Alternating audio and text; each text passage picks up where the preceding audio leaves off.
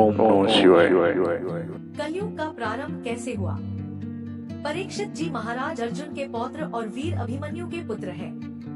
पांडवों के स्वर्ग जाने के पश्चात राजा परीक्षित ऋषि मुनियों के आदेशानुसार धर्म पूर्वक शासन करने लगे।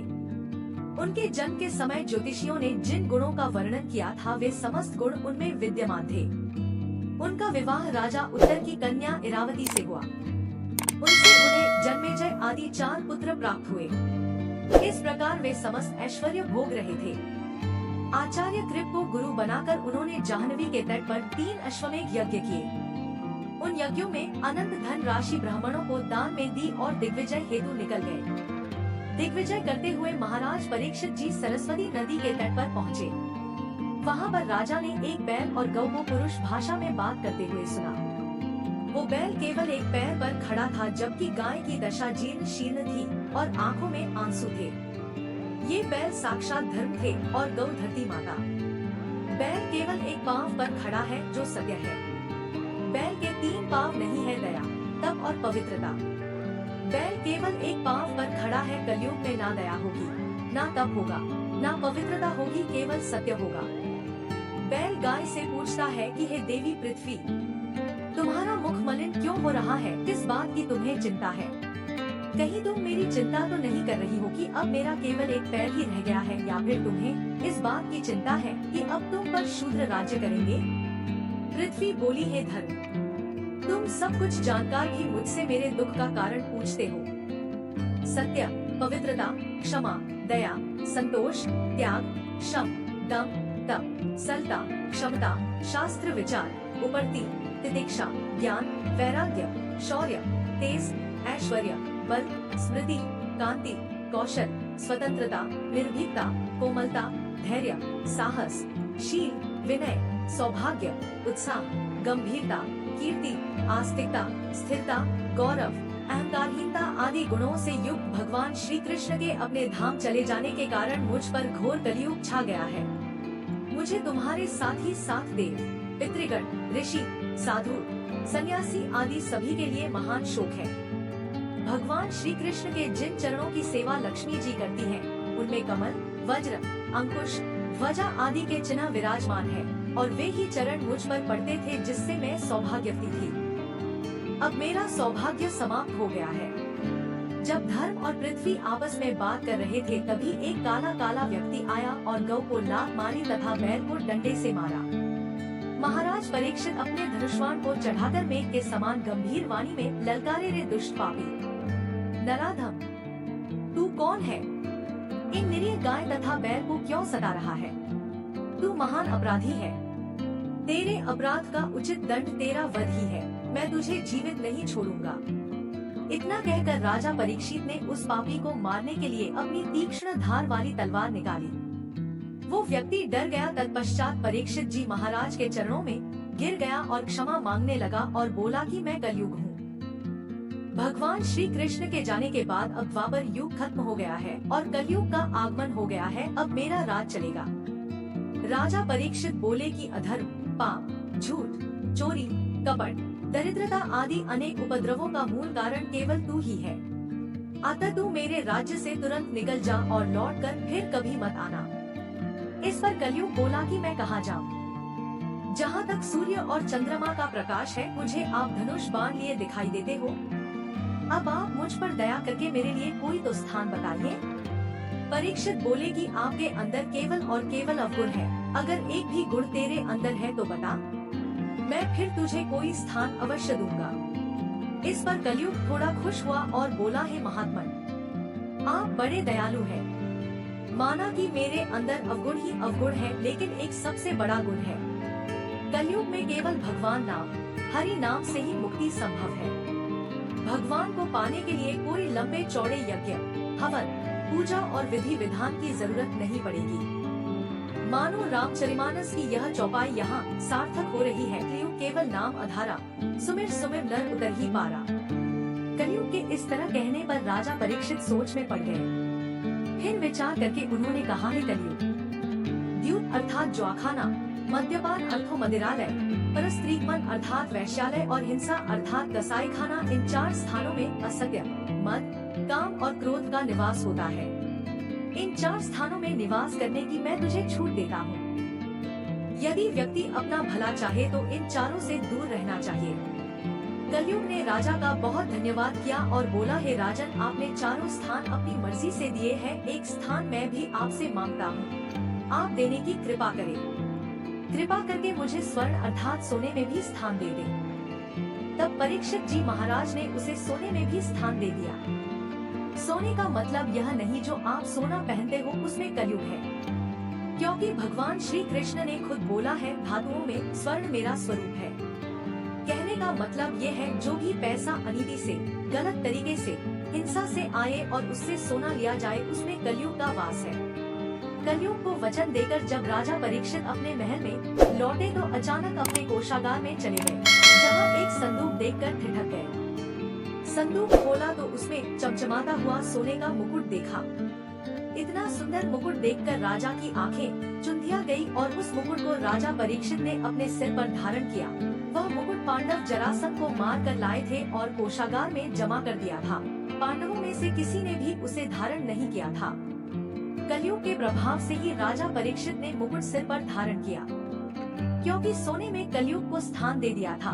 इसी कारण राजा परीक्षित की बुद्धि फिर गई और आज ये 45 वर्ष के हुए तो इनका मन शिकार करने के लिए कहता है। परीक्षित जी महाराज ने अपने धनुष बाण उठाए और वन में शिकार करने के लिए चल दिए। आज तक इन्होंने कभी भी आखेट अर्थात शिकार का नहीं सोचा, पर आज मन हुआ। परीक्षित जी महाराज वन में शिकार करते करते बहुत आगे निकल गए। इनका सैनिक समुदाय काफी पीछे रह गया। काफी आगे जाने के बाद परीक्षित जी को प्यास लगी। थोड़ी दूर पर इन्हें एक कुटिया दिखाई दी, जिसमें एक संत शमीक ऋषि जी आंखें बंद करके भगवान का ध्यान कर रहे थे। इन्होंने सोचा कि ये संत ढोंग कर रहे हैं और इन्होंने संत से पानी मांगा, लेकिन संत की समाधि सच्ची थी। जब संत ने इन्हें पानी नहीं दिया तो इन्हें गुस्सा आया। तत्पश्चात वहाँ पर एक मारा हुआ सर्प पड़ा हुआ था। परीक्षित जी ने वो सर्प उठाया और संत जी के गले में डाल दिया। इस तरह इन्होंने संत का अपमान किया और अपने महल में चले आए। शमीक ऋषि तो ध्यान में लीन थे, उन्हें ज्ञात ही नहीं हो पाया कि उनके साथ राजा ने क्या किया है। लेकिन उनके पुत्र रिंगी ऋषि को जब इस बात का पता चला तो उन्हें राजा परीक्षित पर बहुत क्रोध आया। रिंगी ऋषि ने सोचा कि यदि यह राजा जीवित रहेगा तो इसी प्रकार ब्राह्मणों का अपमान करता रहेगा। इस प्रकार विचार करके उस ऋषि कुमार ने कमंडल से अपनी अंजलि में जल लेकर तथा उसे मंत्रों से अभिमंत्रित करके राजा परीक्षित को यह श्राप दे दिया कि जा, तुझे आज से 7वें दिन तक्षक सर्प डसेगा।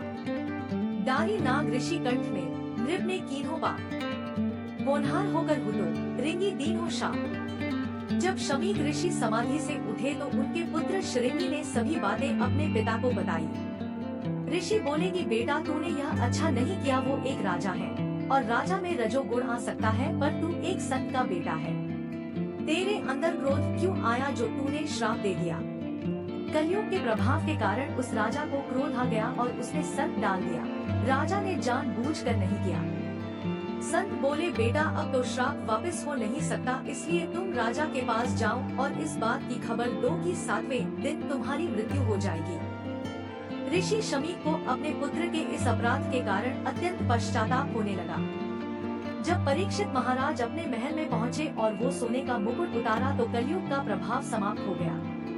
अब परीक्षित जी महाराज सोचने लगे कि ये मैंने क्या कर दिया। एक संत ब्राह्मण के गले में मैंने सर्प डाल दिया, मैंने तो महापाप कर दिया। इससे राजा परीक्षित बहुत दुखी होने लगे। उसी समय ऋषि शमीक का भेजा हुआ एक गौमुख नाम के शिष्य ने आकर उन्हें बताया कि ऋषि कुमार ने आपको श्राप दिया है कि आज से 7वें दिन तक्षक सर्प आपको डस लेगा। राजा परीक्षित ने शिष्य को प्रसन्नता पूर्वक आसन दिया और बोले, ऋषि कुमार ने श्राप देकर मुझ पर बहुत बड़ा उपकार किया है। मेरी भी यही इच्छा है कि मुझ जैसे पापी को मेरे पाप के लिए दंड मिलना ही चाहिए। आप ऋषि कुमार को मेरा यह संदेश पहुंचा दीजिए कि मैं उनके इस कृपा के लिए उनका अत्यंत आभारी हूँ। उस शिष्य का यथोचित सम्मान करके और क्षमा याचना करके राजा परीक्षित ने विदा किया।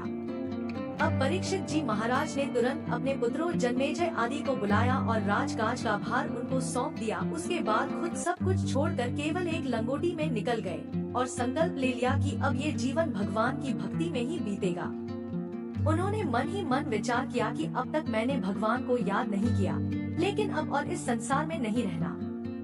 परीक्षित जी महाराज गंगा नदी के तट पर पहुँचे, जहाँ पर अत्रि, वशिष्ठ, च्यवन, अरिष्टनेमि, शारदवान, पाराशर, अंगिरा, भृगु, परशुराम, विश्वामित्र, इंद्रमत, उदग्ध्य, मेधातिथि, देवल, मैत्रेय, पिप्पलाद, गौतम, भारद्वाज, और्व, कंडव, अगस्त्य, नारद, वेदव्यास आदि ऋषि, महर्षि और देवर्षि अपने अपने शिष्यों के साथ पहले से ही बैठे हैं।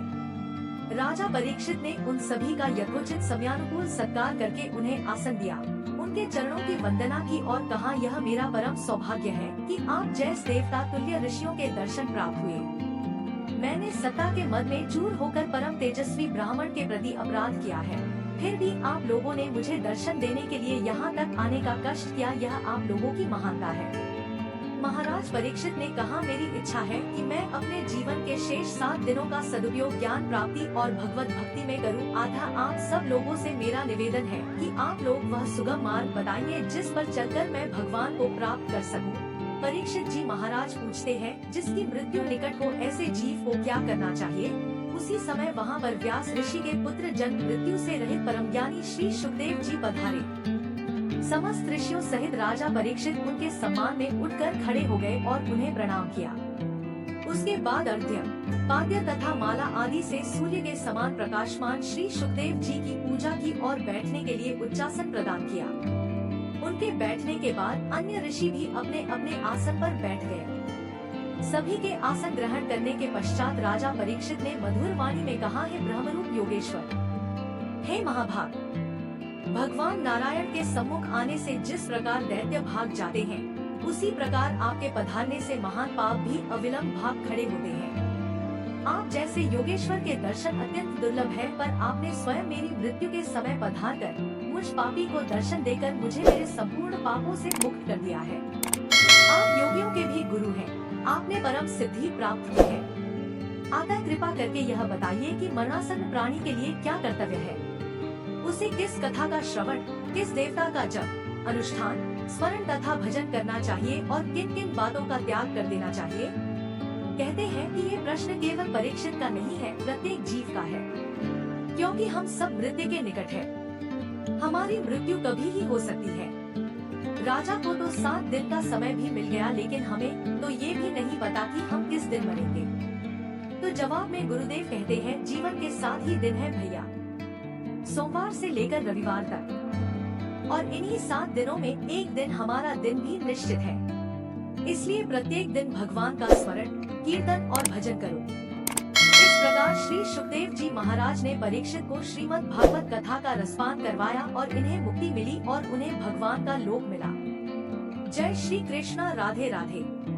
अगर वीडियो पसंद आई तो हमारे चैनल को सब्सक्राइब करें। धन्यवाद।